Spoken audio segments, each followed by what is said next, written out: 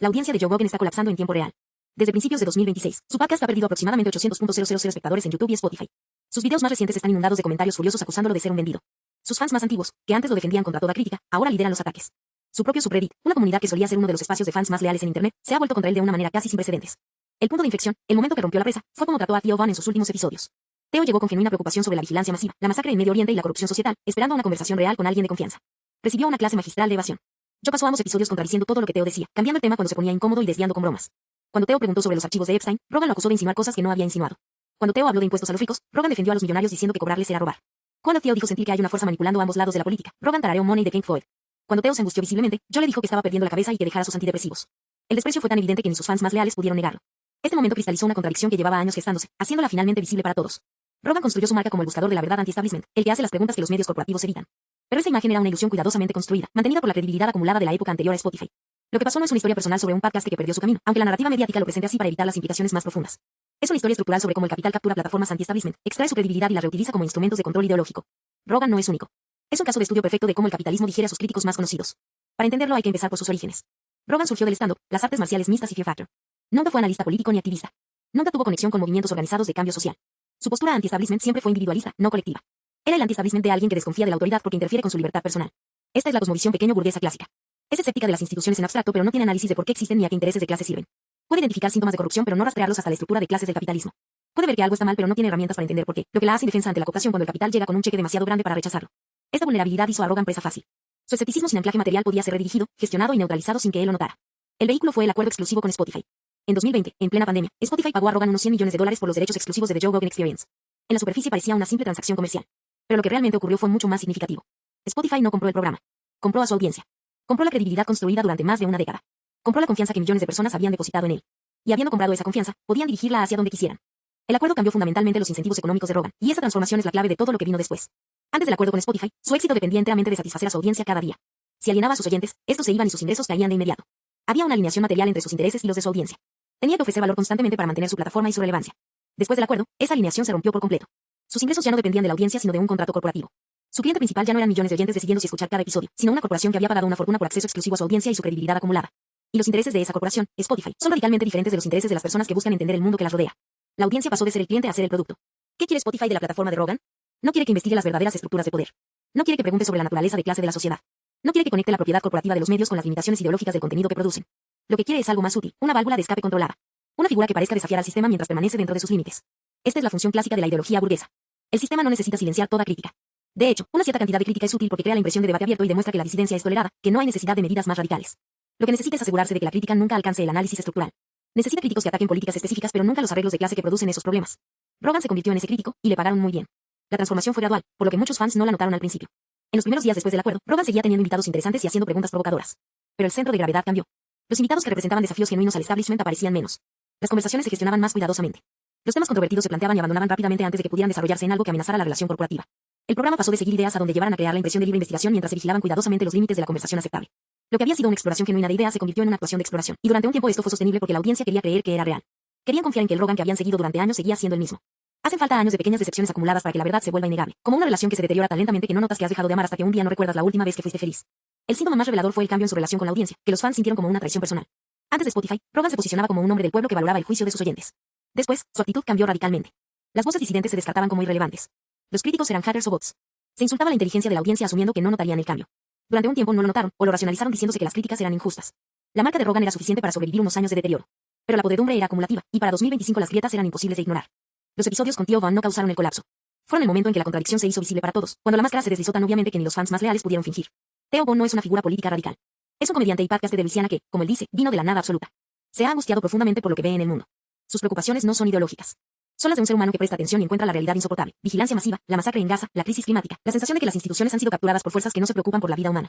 Cuando Theo dijo que todos están aterrorizados y que parece que Satanás está entre nosotros mientras los líderes religiosos no hablan de nada, expresaba lo que millones sienten. Esa conversación no era un debate político. Era un ser humano clamando por validación. Theo llevó estas preocupaciones a Rogan porque se suponía que Rogan era el que hablaba de estas cosas. Esa era la premisa de su marca. Era quien tenía las conversaciones incómodas que los medios evitan, el escéptico que no podía ser comprado. Pero cuando Theo intentó tener esa conversación, Rogan la cerró por completo. Desvió cada punto serio con bromas. Cambió de tema. Le dijo a Theo que estaba perdiendo la cabeza y que dejara su medicación. Infantilizó a un hombre adulto con angustia legítima.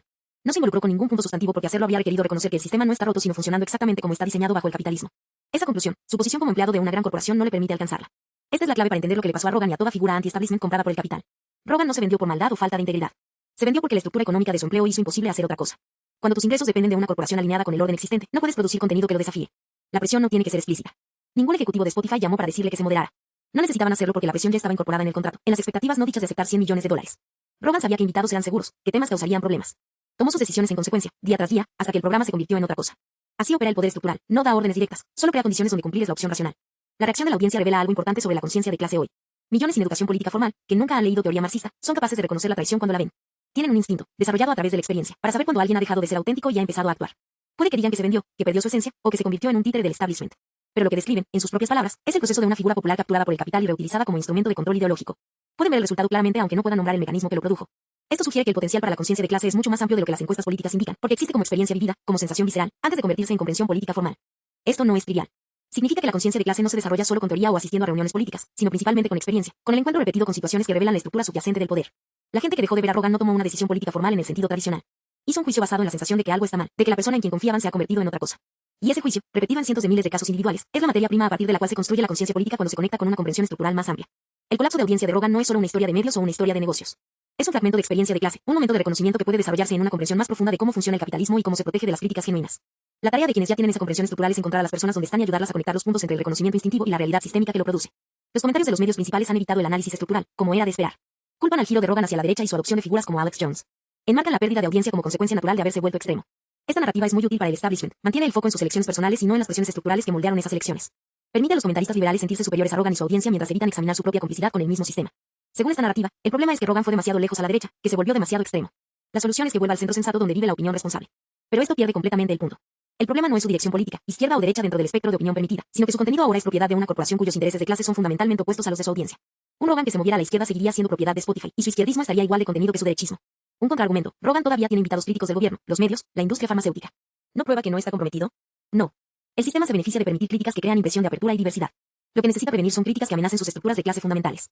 Rogan puede criticar a la CIA, la FDA, los partidos políticos, los medios tradicionales. Ninguna de estas críticas amenaza a la clase capitalista porque operan dentro del capitalismo. Pero Rogan no puede criticar el capitalismo mismo. No puede cuestionar la propiedad privada de los medios de producción. No puede sugerir que los trabajadores controlen sus lugares de trabajo. No puede conectar las disfunciones con la estructura de clases. Esas líneas nunca se cruzan porque cruzarlas amenazaría su relación con la corporación que paga su salario. Esta distinción entre crítica permitida y suprimida es esencial para entender cómo opera el control de medios en una sociedad capitalista. La crítica permitida ataca instituciones específicas mientras deja el sistema en su conjunto intacto. La crítica suprimida ataca el sistema mismo. El programa de Rogan está lleno de crítica permitida contra la CIA, la FDA, el Partido Demócrata, el establishment de salud pública y el complejo militar industrial. Casi no tiene crítica suprimida contra el capitalismo, el poder de clase o la propiedad privada de los medios de producción. Y esto no es porque Rogan decidió personalmente evitar esos temas, sino porque la estructura del programa, las presiones económicas bajo las que opera y los invitados que reserva se combinan para crear un campo gravitacional que aleja la conversación de territorio peligroso hacia formas seguras y contenidas de crítica. Los límites entre crítica permitida y suprimida no se imponen mediante censura explícita, al menos no la mayoría de las veces. Se imponen mediante la estructura del programa, la elección de invitados, el encuadre de los temas, el entendimiento tácito de lo que constituye una conversación aceptable en un contexto corporativo. Rogan no necesita que le digan que no cruzar. Internalizó esos límites hace años y los vigila automáticamente. Es la forma más sofisticada de control ideológico, la que no requiere censor porque la censura ha sido internalizada como sentido común. Las implicaciones van mucho más allá de Rogan. Es un caso de estudio de lo que pasa a toda figura anti-establishment que alcanza éxito bajo el capitalismo. El patrón es consistente en diferentes industrias y periodos históricos. Un outsider emerge con energía crítica genuina y conexión auténtica con una audiencia ignorada por los medios tradicionales. Construye un seguimiento diciendo lo que el establishment no quiere oír. Se vuelve popular, y su popularidad atrae la atención del capital. El capital ofrece un acuerdo imposible de rechazar, seguridad financiera y acceso a plataformas inalcanzables por sí mismo. Y desde ese momento, la energía crítica comienza a drenarse lentamente. La figura no se vuelve defensora consciente del sistema. Simplemente se vuelve menos dispuesta a empujar los límites que la hicieron valiosa. El filo radical se desgasta mediante compromisos pequeños pero acumulativamente transformadores. Las preguntas afiladas se suavizan en formulaciones más seguras. El outsider se convierte en insider sin notar la transformación. Esto ha pasado incontables veces con figuras como Owen Jones, Russell Brand y casi toda personalidad alternativa que alcanzó alcance mainstream. En todos los casos, el patrón es el mismo, un outsider con energía crítica genuina, popularidad creciente, una oferta de capital que parece demasiado buena para rechazarla, y luego un lento pero constante drenaje de la energía crítica. La diferencia con Rogan es la escala y visibilidad del proceso. Sucedió en público, durante un periodo definido, con una audiencia masiva que pudo ver la transformación episodio tras episodio. Los 800.000 espectadores que se fueron no son una fluctuación estadística ni una tasa de abandono normal. Son una declaración política, aunque quienes la hacen no piensen en esos términos. Son personas que reconocieron que algo les fue arrebatado. Vinieron buscando respuestas sobre un mundo que cada vez tiene menos sentido y encontraron a un artista más interesado en proteger su relación corporativa que en decir la verdad sobre el poder. Su partida es un acto de rechazo, una negativa a aceptar la versión falsificada de lo que una vez valoraron. Desde el análisis de clase, esta historia revela los límites inherentes de las figuras individuales operando dentro de un sistema mediático capitalista. La creencia liberal de que una persona carismática puede desafiar al sistema desde dentro es una fantasía refutada innumerables veces por la historia del periodismo y el activismo moderno. El sistema no son malas ideas que se derrotan con mejores argumentos. Es una estructura material de poder que controla las condiciones del debate, las plataformas y las consecuencias económicas de decir lo incorrecto.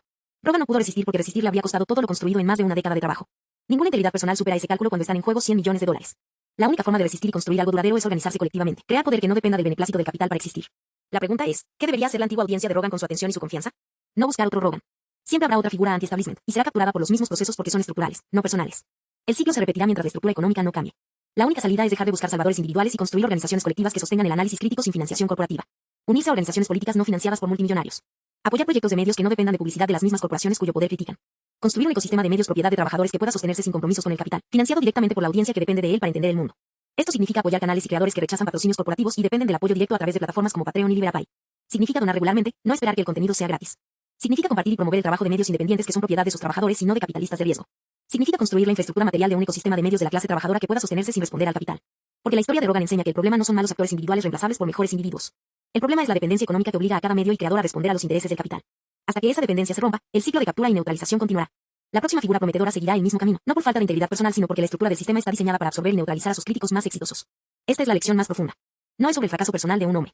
Es sobre la imposibilidad estructural de mantener política genuinamente anti-establishment dentro del capitalismo. Rogan no podía ser la voz del pueblo porque su voz era propiedad de Spotify. No podía decir la verdad sobre el poder porque decirla le habría costado su plataforma. Mientras las plataformas de comunicación sean propiedad del capital, toda voz estará sujeta a las mismas restricciones. La única forma de hablar libremente es poseer los medios de hablar. Y la única forma de poseerlos colectivamente es sacarlos del capital y ponerlos bajo control democrático. Los 800.000 espectadores que dejaron a Rogan no son una audiencia perdida ni un fracaso comercial. Son un electorado potencial y real para algo nuevo. Ya demostraron que pueden reconocer la falta de autenticidad y la rechazan. Eso requiere un tipo de integridad que los comentaristas nunca reconocen. Tienen hambre de análisis más profundo, de alguien que realmente conecte los puntos en lugar de fingir hacerlo. La pregunta es si alguien les ofrecerá ese análisis en una forma que lleve a la acción política colectiva, no solo a más consumo de contenido crítico que nunca trasciende la pantalla. Este no es un video sobre cancelar a Rogan. Es sobre entender por qué fracasó y lo que su fracaso revela sobre el sistema que lo creó, elevó y consumió. Rogan nunca iba a ser la solución a los problemas que parecía abordar. Era un síntoma de un problema más profundo. Bajo el capitalismo, toda voz crítica que alcanza suficiente alcance es eventualmente absorbida, neutralizada y reutilizada por el sistema que una vez desafió. El capitalismo tiene una respuesta inmune sofisticada a la crítica genuina, y esa respuesta se activa con el éxito mismo. Cuanto más exitosa se vuelve una voz crítica, más presión hay para integrarla al funcionamiento normal del sistema. Y la forma más efectiva de controlarla no es silenciarla mediante censura, sino comprarla, incorporarla, hacerla dependiente del capital para su existencia continuada. Lo que le pasó a Rogan le pasa ahora a docenas de creadores similares. Le pasará a la próxima generación, sin importar cuán sinceros parezcan al principio. Y seguirá pasando hasta que las condiciones materiales de producción de medios cambien. El colapso de audiencia no es el final de la historia, ni siquiera es una tragedia. Es el momento en que la ilusión se rompe y el trabajo real de construir alternativas puede comenzar por fin. La pregunta es si la gente usará ese momento para construir algo nuevo o esperará pasivamente a que la próxima figura carismática los decepcione del mismo modo. Please like, comment, follow and share. It really helps out.